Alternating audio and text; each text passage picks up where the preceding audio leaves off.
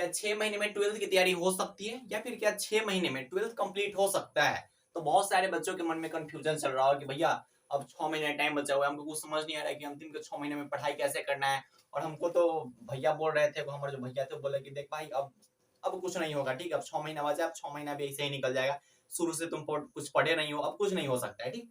तो सबके पास यही क्वेश्चन है, भैया क्या 6 महीना में 12th का कंप्लीट हो सकता है या फिर 12th की तैयारी हो सकती है? तो इसका आंसर अगर हमसे पूछोगे ना, हमसे हमसे पूछोगे तो बोलेंगे हाँ हो सकती है। अब बच्चे बोलेंगे मास्टर सीधे बोलने से तो कुछ नहीं होता है, आप बोल दीजिए कि हाँ होती है, और लेकिन बताइए तो सही कि कैसे होती है। तो सब कुछ बताऊंगा, ठीक है, सब कुछ बताऊंगा। तब ये बोला कि हाँ कि हो सकती है, अब हो कैसे सकती है वो भी बता रहा हूँ। देखो ये जो वीडियोस है, ठीक है, इस वीडियो के अंदर बहुत हो सकता है कि थोड़ा बहुत ही वीडियो लंबा हो सकता है, लेकिन बहुत बेनिफिशियल वीडियो हो सकता है आपके लिए। और आपको लग रहा था कि 6 महीने में 12th की कंप्लीट नहीं हो सकता है, 12th की तैयारी नहीं हो सकती है, तो ये वीडियो बहुत ज्यादा बेनिफिशियल आपके लिए हो सकती है, ध्यान से देखिएगा। लेकिन इसके लिए आपको ना प्लान के साथ स्टडी करनी पड़ेगी। देखो जब कोई भी बड़ा युद्ध वगैरह लड़ना होता है ना, तो उससे पहले एक प्लान बनाया जाता है।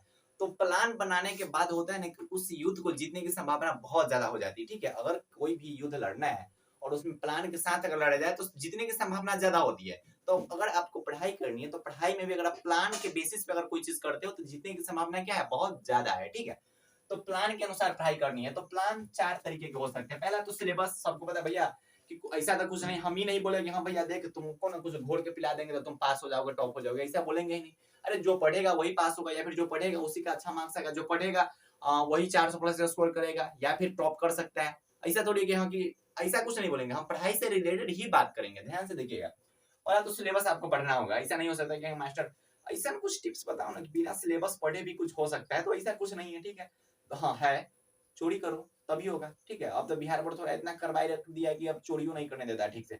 लेकिन कुछ ऐसे बनचुहार होते हैं जो कितनों कार्रवाई कर दे, बिहार बोर्ड कितनों कार्रवाई कर दे, फिर भी वो चोरी करता है तो करता है, पता नहीं कैसे कर लेता है। प्लान के साथ पढ़ाई करनी है। आपका टाइम टेबल कैसा होगा, आज की इस वीडियो में डिस्कशन करेंगे। पहला कि सिलेबस आपको कैसे कैसे कंप्लीट करनी है, दूसरा कि आपका प्लान क्या होना चाहिए, तीसरा कि आपका टाइम टेबल कैसा होना चाहिए, और चौथा कि फिजिकली और मेंटली आपको स्ट्रांग रहना है और कैसे रह सकते हैं, ठीक है। चारों जो बात है ना, इन चारों बातों पे धीरे धीरे डिस्कशन करेंगे। तो हो सकता है ये वीडियो थोड़ा लंबा हो जाए, हो सकता है, ठीक है, कि लंबा हो जाए, लेकिन बहुत ज्यादा बेनिफिशियल है, बहुत ज्यादा बहुत ज्यादा। किसी का मन है ना कि मास्टर हम ना सोच रहे हैं कि अंतिम के 6 महीना में ना 400 प्लस स्कोर करे, ठीक है, सोच रहे हैं। तो अगर सोच रहे हो ना तो इस वीडियो को देख लो, कर दोगे, ठीक है। बच्चे बोलेंगे हम कैसे मान ले, तो देखो आप जैसे ही जो बच्चे थे ना, उनको 2023 बैच में भरोसा नहीं हो रहा था कि मास्टर ऐसा हो ही नहीं सकता है कि अंतिम के 3 महीना में 4 महीना में इतना मार्क्स आ जाएगा। और बाद में जाके कम्युनिटी पोस्ट पे जाके देखो कि बच्चा लिखा होगा अच्छा से कि मास्टर आप जो बोले थे बस हम उसी बात को माने थे और हम 400 प्लस स्कोर कर दिए, ठीक। खैर अब बात करते हैं। देखो पहले सिलेबस की बात करते हैं। अभी अगर देखा जाए तो मास्टर अगस्त आने वाला है, ठीक। या फिर आप वीडियो देख रहे होंगे, हो सकता है कि अगस्त में देख रहे होंगे, तो कोई अब सितंबर में देख ले कोई, ठीक है। तो आप अपने अनुसार मैनेज कर लेना कि हाँ कि अगर जैसे यहाँ पे कोई अगर अगस्त में देखेगा तो बोलेगा मास्टर मेरे पास 6 महीना है, कोई सितंबर में देखेगा तो बस 5 महीना टाइम बचेगा, तो उसके अनुसार मैनेज करना है। बाकी प्लानिंग तो वही ना होगा, प्लानिंग में तो वही ना होगा। देखिए अगस्त सितंबर अक्टूबर नवंबर दिसंबर और जनवरी, ये 6 महीना आपके पास टाइम है, ठीक। 6 महीना में कोशिश आपको करना है कि नवंबर दिसंबर सॉरी हाँ दिसंबर और जनवरी, क्या है कि फरवरी में एग्जाम होता है, तो दिसंबर और जनवरी में ना उससे पहले आपको सिलेबस कंप्लीट कर लेना है। मतलब दिसंबर और जनवरी में रिवीजन होना चाहिए, प्रैक्टिस होना चाहिए और क्वेश्चन बैंक होना चाहिए। मतलब आपके पास जो 4 महीने टाइम बचे हैं, 4 महीने में आपको सिलेबस कंप्लीट कर लेना है, ठीक। अब कहीं ना कहीं तो पढ़ ही रहे होंगे, और कुछ ऐसे स्टूडेंट होंगे कि थोड़ा बहुत पढ़ रहे होंगे कहीं ना कहीं ऑफलाइन बैचेज में, या फिर ऑनलाइन ही पढ़ रहे होंगे, कहीं नहीं पढ़ रहे होंगे। कुछ ऐसे होंगे जो एकदम जीरो लेवल पे होंगे, जो बोल रहे हैं कि मास्टर अभी तक कुछ नहीं, अभी तक कुछ नहीं, अब सोच रहे हैं पढ़ने के लिए। तो दोनों के बारे में बता रहा हूँ। देखो तो जो ऑफलाइन बैचेज में पढ़ रहे हैं या फिर खुद से कुछ ना कुछ पढ़े हैं, ठीक है, कहीं ना कहीं से वो कुछ ना कुछ पढ़े हैं, उनको क्या करना है कि जो चैप्टर कंप्लीट हो गया है, पहले तो सभी चैप्टर का आपको सिलेबस चार्ट बनाना है। अभी पहलका पे डिस्कशन कर रहे हैं। सिलेबस चार्ट का मतलब पता है क्या होता है? जैसे मेरे पास अगर कुछ मान लो एक पेपर है, उस पेपर पे ना फिजिक्स के जितने भी चैप्टर्स हैं एनसीईआरटी के और मैथमेटिक्स के, बायो के, या फिर जो भी आपका सब्जेक्ट है, 5 को सब्जेक्ट होगा ना, पांचों सब्जेक्ट का सिलेबस का नाम लिख लेना, ठीक। ऊपर लिख लेना कि मास्टर ये फिजिक्स है, ठीक। फिजिक्स का चैप्टर लिख लेना, विद्युत आवेश तथा विद्युत क्षेत्र, है ना, जो भी हो विद्युत विद्युत विभव, जो भी हो सब सिलेबस का लिख लेना नाम, और उसको जहां पे आपका स्टडी टेबल हो वहां पे अच्छा ढंग से चिपका देना है, ठीक है। स्टडी टेबल पर पढ़ना, पहले ही बोले हम भाई, बेड उड पे नहीं पढ़ना है, बेड पे नहीं पढ़ना है, जहां पढ़ना वहां स्टडी टेबल पर पढ़ना, ठीक है, ताकि पढ़ाई में मन लगे, पढ़ाई का माहौल रहे। इस पे बहुत वीडियो बन रखा है, पहले से भी बोल रखे। तो आपको क्या करना है कि फिजिक्स लिख लेना, फिजिक्स के जो भी चैप्टर है सबको लिख लेना। अब जो जो इंपॉर्टेंट है उस पर स्टार मार देना कि देख ये चैप्टर ना बड़ा इंपॉर्टेंट है, ये चैप्टर पढ़ना ही चाहिए और हल्का चैप्टर है। अब बच्चे बोलेंगे हमको कैसे पता चलेगा कि इंपॉर्टेंट चैप्टर है? तो आप यहाँ पे जो आए हैं ना, इस प्लेटफॉर्म पे आए, यहाँ पे सब कुछ बताया जाता है कि कौन टॉपिक इंपॉर्टेंट है, कितने क्वेश्चन पूछे जाने की संभावना है, कौन कौन क्वेश्चन पूछे जाने की संभावना ज्यादा है, कौन कौन चैप्टर जो है इंपॉर्टेंट है, सब कुछ यहाँ पे बताया जाता है। ठीक है, इसलिए बोल रहे हैं। तो पहले आपको क्या करना भैया, इंपॉर्टेंट चैप्टर्स आपको पता कर लेना है और इंपॉर्टेंट चैप्टर को पहले खत्म करना है। सिलेबस चार्ट ऐसे बनाना और सिलेबस चार्ट में जो जो इंपॉर्टेंट चैप्टर है उस पर पहले फोकस होना चाहिए। मान लो कोई ये स्टूडेंट है जो पहले का 2-3 वो चैप्टर पढ़ लिया हुआ है, मान लो पहले का 2-3 वो चैप्टर पढ़ लिया है और अभी भी उनके ऑफलाइन क्लासेस में क्लासेस चल रही, तो वो क्या करे कि नीचा से स्टार्ट करें। नीचा से स्टार्ट करने का मतलब मॉडर्न फिजिक्स वो ऑनलाइन पढ़ना स्टार्ट कर दो। ठीक है, मॉडर्न फिजिक्स चैप्टर है, यूनिट है मॉडर्न फिजिक्स ऑनलाइन पढ़ना स्टार्ट कर दो। सेमीकंडक्टर ऑनलाइन पढ़ना स्टार्ट करो, ray optics web optics online पढ़ना स्टार्ट कर दो। मास्टर शुरू से पढ़वा रहे हैं और तुम ना थोड़ा आगे से जाकर पढ़ना स्टार्ट कर दो, हालांकि टाइम बहुत कम बचा हुआ है, टाइम बहुत कम बचा हुआ है। बच्चे बोल रहे हैं कि मास्टर हम खत्म करवा देंगे सिलेबस, हमको पता है खत्म करवा देंगे, लेकिन ऐसा नहीं होता है, लास्ट का कुछ चैप्टर बच जाता है। ठीक है, तो आपको क्या करना है कि पहले सिलेबस चार्ट बनाना है, उसके बाद जो भी इंपॉर्टेंट चैप्टर्स हैं उन सभी इंपॉर्टेंट चैप्टर पे हाईलाइट कर देना है और कोशिश किया जाना है कि पहले सबसे पहले इन्हीं चैप्टर को कंप्लीट करना है और इसको यहाँ पे स्टडी टेबल के सामने लगा देना, पांचों सब्जेक्ट का कर लेना। ठीक, जो भी चैप्टर आप पढ़ लेना उसका वीकली और मंथली रिवीजन करना अच्छा ढंग से। वीकली मंथली रिवीजन का मतलब होता है कि जैसे सप्ताह में और बाद एक महीना पे, सप्ताह में पहले रिवीजन करते जाना, फिर महीना पे रिवीजन करते जाना, ताकि वो लंबा समय तक याद रहे। मतलब चैप्टर जो खत्म हो जाए उसका क्या करना भैया, वीकली और मंथली रिवीजन आपको करना है। ये चीज ध्यान से समझो, सिलेबस चार्ट का मतलब समझो कि सिलेबस चार्ट बनाना है, उसमें सभी चैप्टर का नाम लिखना है। जो जो चैप्टर मान लो कि ऑफलाइन क्लास में या फिर कैसे भी तू 3 गो चैप्टर पढ़ लिया, इसको टिक कर लो, ये चैप्टर तुम पढ़ लिए हो। अब इन 3 गो चैप्टर को लाना है कहाँ पे, यहाँ पे वीकली और मंथली रिवीजन पे। ठीक है, इन जो 3 गो चैप्टर है इसको कहाँ पे लाना है, वीकली और मंथली रिवीजन पे लाना है। और बाकी जो चैप्टर है उस पर एकदम टारगेट होना चाहिए कि एक आप जल्दी से खत्म करना है, जल्दी से खत्म करना है। अब मान लो कि तेरा कोचिंग में चल रहा है, ये चैप्टर चल रहा है, ठीक है, टाइम उम निकाल के ऑनलाइन क्लास कहीं से सर्च कर लेना कि सेमीकंडक्टर है ना, एनसीईआरटी फिजिक्स, ऐसे सर्च करके तुम पढ़ लो सेमीकंडक्टर को, तो आगे का कुछ कुछ पढ़ लेना है तुम। ठीक है, क्या लगे टाइम बहुत कम है, टाइम बहुत कम है। अब बच्चे बोलेंगे मास्टर बाद में अगर फिर से कोचिंग में पढ़ाई होगा तो फिर से पढ़ लेना, रिवीजन हो जाएगा, क्या फर्क पड़ता है, दोबारा पढ़ लोगे। मान लो तो ऑनलाइन में पढ़ लिया सेमीकंडक्टर और ऑफलाइन में तुमको सेमीकंडक्टर पढ़ा दिया गया था, क्या दिक्कत है, दिक्कत है नहीं, दिक्कत है, मजा आएगा, क्या हो जाएगा। ठीक है, तो ऐसा आपको क्या करना है भैया, ताकि सिलेबस आपका कंप्लीट हो जाए, क्योंकि सिलेबस हमको कंप्लीट करना है भैया, नवंबर तक खत्म कर देना है, नवंबर तक खत्म कर देना है सिलेबस। उसके बाद जो जो कंप्लीट हो जाएगा उसका वीकली प्लस मंथली रिवीजन करना है। इंपॉर्टेंट चैप्टर्स की बात इसलिए कर रहे हैं ना कि आपको पता होना चाहिए कि कौन कौन सा चैप्टर है जो इंपॉर्टेंट है और कौन कौन ऐसा चैप्टर है जिसको नहीं भी पढ़ेंगे ना तो कोई फर्क नहीं पड़ता है। ठीक है, अगर अब देखो अब इसमें कोई सोच रहा होगा कि अच्छा हमारा ज्ञान कहाँ से आएगा, अरे जब ज्ञान लेना रहता है, जब तुम ज्ञान की बात करो कि मास्टर हमको ज्ञान भी चाहिए, तो ज्ञान की बात कर रहे हो तो इतना दिन से कर क्या रहे थे। अगर तुमको नॉलेज गेन करना है तो इतना दिन से क्या कर रहे थे कि अभी हो रहा है कि अंतिम के 6 महीना में हमको पढ़ना है, अंतिम के 2 महीना में हमको पढ़ना है। तो अंतिम के 2 महीना में ना नॉलेज गेन नहीं किया जाता है, रियलिटी बता रहे हैं। जो हम लास्ट में जो ये रखे हुए हैं ना दिसंबर और जनवरी, यहाँ पे मार्क्स उठाने वाली पढ़ाई होती है कि आपको मार्क्स उठाना है, रिविजन करना है, प्रैक्टिस करना है, क्वेश्चन बैंक का प्रैक्टिस करना है। यहाँ पे क्या होता है कि मार्क्स उठाने वाली पढ़ाई होती है। ठीक है, तो देखो जैसे मैथमेटिक्स की बात करते हैं तो मैथमेटिक्स में सबसे पहले देखो इंपॉर्टेंट पहला चैप्टर क्या है, रिलेशन एंड फंक्शन, संबंध और फलन। बच्चा उसी को पढ़ना स्टार्ट करता है, अब उसको पढ़ना स्टार्ट करेगा, बच्चा को समझ नहीं आता है वो चैप्टर, अब वहां समझ नहीं आएगा तो लगता है कि बड़ा हार्ड है मैथमेटिक्स। हार्ड नहीं है मैथमेटिक्स, अगर तुमको पढ़ना स्टार्ट करना है तो स्टार्ट करना मैट्रिक्स, डिटरमिनेंट, उसके बाद डिफरेंशिएशन पढ़ना, उसके बाद इंटीग्रेशन पढ़ना, उसके बाद वेक्टर पढ़ना, उसके बाद 3D पढ़ना है, एक बाद प्रोबेबिलिटी पढ़ लेना है, उसके बाद आईटीएफ पढ़ लेना, बाकी जो बचा है उसको पढ़ लेना, नहीं भी पढ़ोगे तो कोई दिक्कत नहीं है। ठीक है, बहुत के मन में आ रहा है कि मास्टर यहाँ पे बस आप नंबर उठाने की बात करें, नॉलेज कहाँ से आएगा। बार बार बोलेंगे जब आपको नॉलेज गेन करना था तो आपको शुरू से सीरियस रहना चाहिए ना, क्लास 11 क्लास 12 तो दोनों सीरियस रहना चाहिए अगर नंबर उठाने की बात कर रहे हो तो। ठीक है, तो मैथमेटिक्स का इंपॉर्टेंट चैप्टर, ऐसे फिजिक्स का इंपॉर्टेंट चैप्टर्स होते हैं, तो पहले क्या होना चाहिए कि इंपॉर्टेंट जो चैप्टर्स है उन चैप्टर पे आपका फोकस होना चाहिए। ठीक है, सिलेबस कंप्लीट करना है, सिलेबस कंप्लीट करना है। इसमें जो इंपॉर्टेंट चैप्टर है कोशिश किया जाना चाहिए पहले अगर आप पढ़ के खत्म कर लेते हैं, उसके बाद जो भी अनइम्पोर्टेंट चैप्टर्स जो बचेंगे, ठीक है, उसको बाद में पढ़ना है। ठीक, इस पे आपको फोकस होना चाहिए। तो आपको क्या करना है भैया, आज सिलेबस चार्ट बनाना है, उसके बाद एकदम टारगेट होना चाहिए कि हाँ कि खत्म करना है, सिलेबस खत्म करना है, सिलेबस खत्म करना है, कब तक, नवंबर तक पूरा हमको सिलेबस खत्म कर देना है। तो इस सिलेबस के बारे में डिस्कस कर लिए, बच्चे को समझ में आ गया हो कि मास्टर हमको सिलेबस चार्ट बनाना है, उस पर चैप्टर का नाम लिख लेना है, जो जो चैप्टर हो गया उसको टिक कर लेना है और जो जो बचा हुआ है उसको कंप्लीट करना है और बहुत फास्ट कंप्लीट करना है। ठीक है, ऐसे कंप्लीट करना है। अब प्लान की बात करते हैं, ठीक। तो ये हो गया सिलेबस के बारे में डिस्कशन। अब प्लान की बात करते हैं। अब प्लान की बात करते हैं। प्लान को हम गोल भी बोलते हैं। प्लान का मतलब होता है ना कि कोई चीज हम प्लानिंग कर रहे हैं, मतलब हमको ये चीज ऐसे करना है, इस सप्ताह में 2 चैप्टर पढ़ लेना है, अगले का सप्ताह में 2 चैप्टर पढ़ लेना है, इसी को ना प्लान बोलेंगे। हाँ, कि इस सप्ताह में ये चीज का रिवीजन करके खत्म कर देना है, आज ये चीज पढ़ना है, कल ये चीज पढ़ना है, मतलब प्लान इसी को ना बोलते हैं। तो प्लान का मतलब होता है कि 3 तरीका का प्लान होता है। एक होता है कि मंथली बेसिस पे, एक होता है कि वीकली बेसिस पे, और एक होता है डेली बेसिस पे, ठीक है। तो क्या करना है ध्यान से देखिएगा। पहले आपको बताना है भैया, पहले आपको क्या बनाना है कि प्लान आपका होना चाहिए वीकली बेसिस पे। वीकली बेसिस का मतलब होता है कि तुम प्लान कर लो, वो पेपर पे लिख लो, ठीक है, कि इस सप्ताह में ना हमको फिजिक्स का ई वाला चैप्टर जो है वो खत्म कर देना है, केमिस्ट्री का ई चैप्टर खत्म कर देना है, मैथमेटिक्स के ई चैप्टर खत्म कर देना है, हिंदी ग्रामर में 2 चैप्टर पढ़ लेना है, इंग्लिश ग्रामर में 2 चैप्टर पढ़ लेना है ना, इंग्लिश का ई चीज प्रैक्टिस कर लेना है। मतलब ये हो गया कि भैया हमको इस सप्ताह में इतना चीज पढ़ना है, ठीक है, 3-4 चैप्टर खत्म कर ले, ये हो गया प्लान, ठीक। अब 2 डेज गोल का मतलब होता है कि मान लो 2 डेज गोल का मतलब जैसे फिजिक्स है, फिजिक्स तुमको फिजिक्स में ऑफलाइन भी पढ़ रहे हो और ऑनलाइन भी पढ़ रहे हो, मान लो। तो ऑफलाइन में मास्टर पढ़ा दिया विद्युत धारा, तो तुम यहाँ लिख लो कि मास्टर जो पढ़ाए है ना विद्युत धारा, तो विद्युत धारा का हमको होमवर्क कंप्लीट करना है। चलो दूसरा का प्लान बनाओ कि तुम ऑनलाइन में तुम आगे का पढ़ रहे हो, ठीक। तो ऑनलाइन में आगे का पढ़ रहे हो, बच्चे बोलेंगे मास्टर क्यों हम आगे का पढ़े, हमारे मास्टर बोले हुए हैं कि हम तुम्हारा सिलेबस टाइम पर खत्म कर देंगे। तो देखो सिलेबस हो जाएगा खत्म, मान लो कि सिलेबस अगर खत्म कर देते हैं, ठीक, तो कितने ऐसे टीचर होते हैं जो 31 जनवरी तक सिलेबस खत्म करते हैं। अब 31 जनवरी तक सिलेबस खत्म करेगा, 1 फरवरी का तुम्हारी एग्जाम है, रिवीजन कहिया करेगा। कोई मास्टर है जो 15 जनवरी को सिलेबस खत्म करता है, 15 दिन तुम्हारे पास टाइम बचा है, 15 दिन में कितना रिवीजन करेगा, नोट्स रिवीजन कर पाएगा, क्वेश्चन बैंक प्रैक्टिस ज्यादा नहीं कर पाएगा, यही होता है। ज्यादा तू मॉडल पेपर वगैरह सॉल्व नहीं कर पाएगा। तो कोशिश यही किया जाना चाहिए कि हमारा सिलेबस ना नवंबर तक खत्म हो जाए, उसके बाद दिसंबर और जनवरी में मॉडल पेपर उठा के लाएंगे, क्वेश्चन बैंक उठा के लाएंगे, नोट्स से रिवीजन करेंगे, जो चीज मिले ना ऑब्जेक्टिव सेशन ये खूब प्रैक्टिस करेंगे। इसलिए होता है कि भैया थोड़ा पहले सिलेबस खत्म करना है। जब थोड़ा पहले सिलेबस करना है तो प्लानिंग के अनुसार पढ़ना होगा। प्लानिंग यही होता है कि मास्टर अगर ऑफलाइन में आगे पढ़ा रहे हैं तो हम थोड़ा आगे से स्टार्ट करते हैं, ऑनलाइन में जैसे मास्टर पढ़ा रहे हैं शुरू से, तो हम अंतिम से स्टार्ट करेंगे कि अच्छा लास्ट का क्या चैप्टर है भैया, सेमीकंडक्टर, सेमीकंडक्टर हम पढ़ लेते हैं।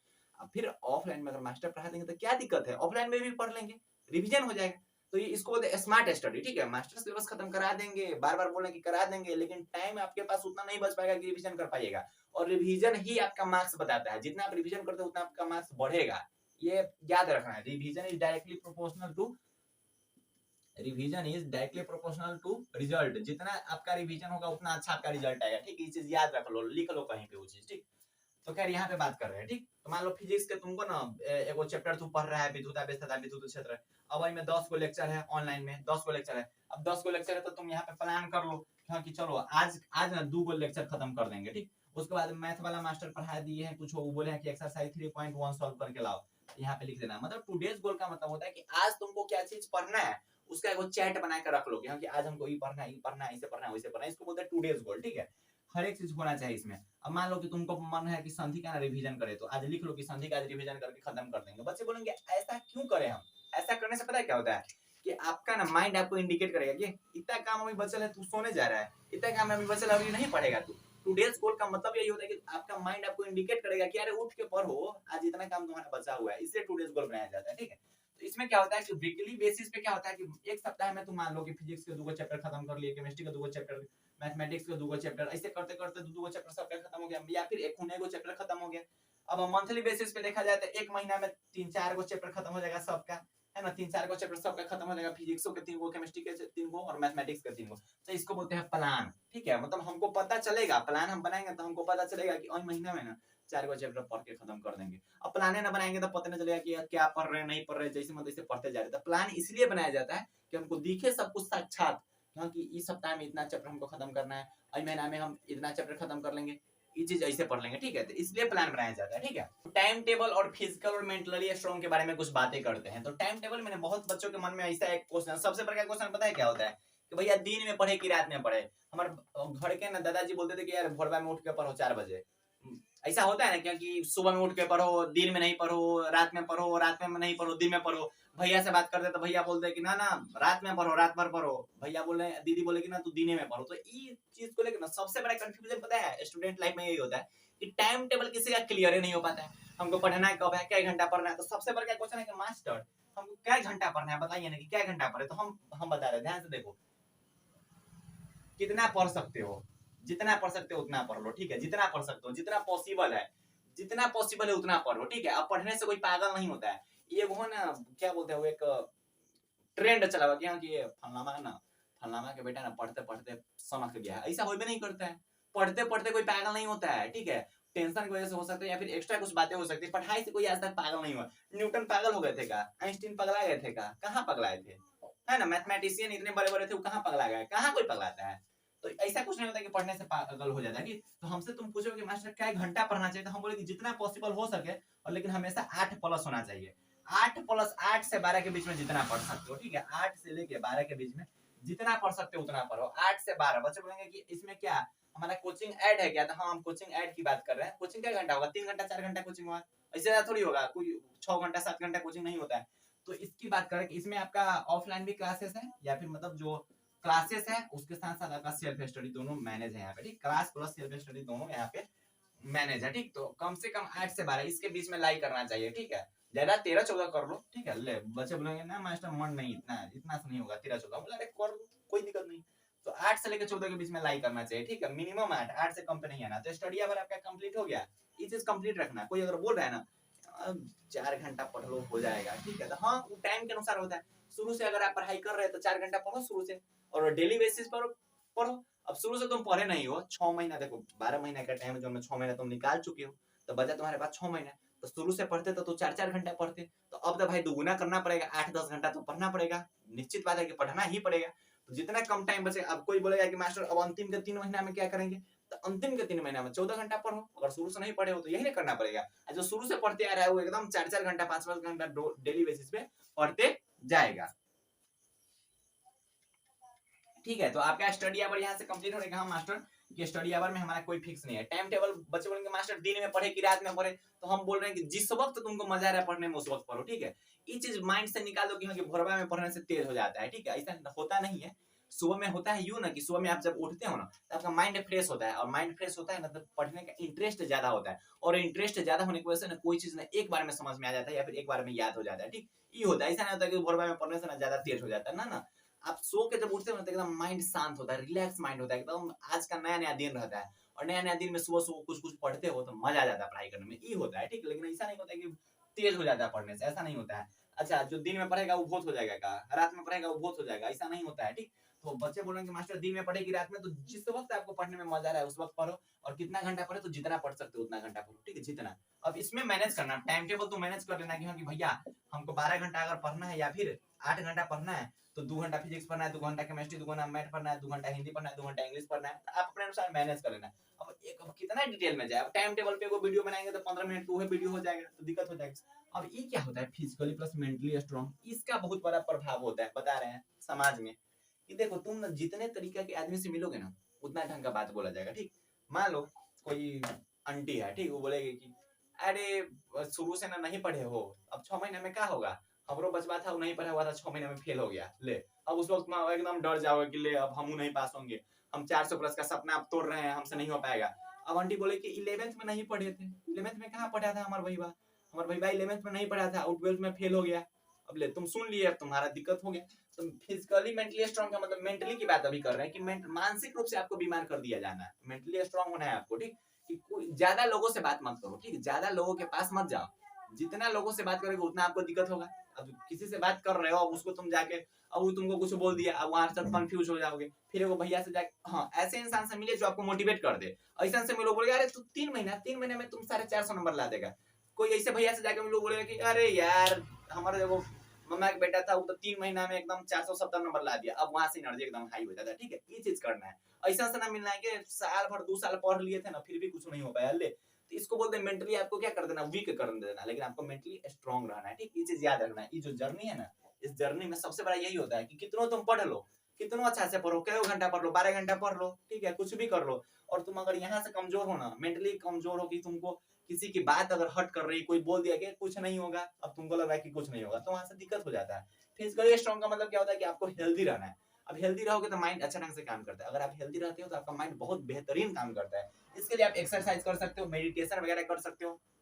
बच्चे सोच रहे हैं मास्टर ये कहाँ योगा की दुनिया में ले जा रहे हो हम स्टूडेंट्स को। तो हाँ जाना चाहिए, सब कुछ एक्सरसाइज वगैरह करना चाहिए, उससे आपका हेल्थ क्लियर रहेगा। जब हेल्थ क्लियर रहेगा तो पढ़ाई लिखाई करने में बहुत इंटरेस्ट आता है, बहुत ज्यादा मजा आता है। अगर कोई फिट है ना, एकदम फिट है, फिजिकली मेंटली फिट है तो वो इंसान इस दुनिया पे राज कर सकता है। सच्चाई बता रहे कि अगर कोई इंसान फिजिकली और मेंटली फिट है तो वो कुछ भी कर सकता है, कुछ भी संभव है उसके लिए। अगर कोई इंसान फिजिकली और मेंटली फिट नहीं है तो बहुत ज्यादा प्रॉब्लम हो सकती है उसको किसी भी टारगेट को अचीव करने में, ठीक है। तो फिजिकली और मेंटली फिट रहना पड़ेगा। आप कितना भी पढ़ाई कर लो, 12 घंटा पढ़ो, 14 घंटा पढ़ो, कुछ भी करो, कितना भी अच्छा से पढ़ लो, अगर आप फिजिकली और मेंटली फिट नहीं रहोगे तो उस पढ़ाई का कोई अहमियत नहीं रह जाएगा, कोई वैल्यू नहीं रहेगा और उससे आप कोई अचीवमेंट नहीं कर सकते हो। यही रियलिटी है, ठीक है।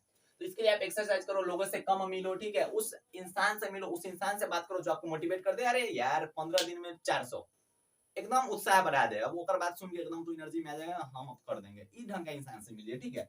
स्ट्रॉन्ग एकदम रहना है, ठीक। जो जिस इंसान से मिले वो एकदम स्ट्रॉन्ग कर देंगे यार, एकदम सीना चौड़ा हो जाना चाहिए, वो ढंग से इंसान से मिलना है। तो फिजिकली और मेंटली स्ट्रॉन्ग का मतलब यही होता है। बच्चे सोच रहे हैं कि मास्टर पढ़ाई में ये सब करना जरूरी है क्या? तो हाँ जरूरी है भाई, जरूरी है, ठीक है, जरूरी है। सब सब विद्या आना चाहिए, ठीक।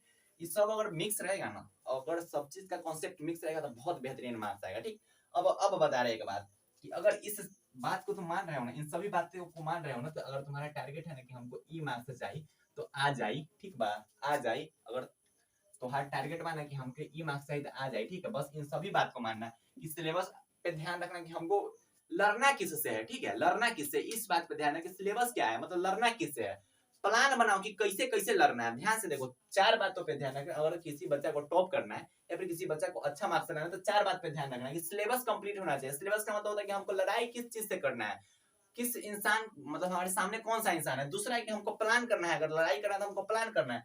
तीसरा है कि टाइम टेबल, मतलब खुद को एकदम मैनेज करके रखना है कि आज हमको ये काम करना है, कल ये काम करना है, इस ढंग से होना चाहिए, टाइम टेबल मैनेज होना चाहिए। उसके बाद चौथा होना चाहिए कि फिजिकली और मेंटली स्ट्रांग होना चाहिए। अगर ये 4 बात को जो फॉलो कर लिया, ठीक है, वो टॉप कर गया, वो टॉपर बन गया, ठीक है। इन 4 बात को जो फॉलो कर लिया वो टॉपर बन गया, ठीक है। इस चीज को याद रखिए आप, ठीक है। तो हो सकता है कि ये वीडियो बहुत लंबा हो गया होगा, लेकिन अब आपके अंदर बहुत बेहतरीन उत्साह आ गया कि मास्टर हम 6 महीना क्या 3 महीना में हम गर्दा उड़ा देंगे। तो हाँ, उड़ जाता है गर्दा, बहुत अच्छा ढंग से उड़ जाता है।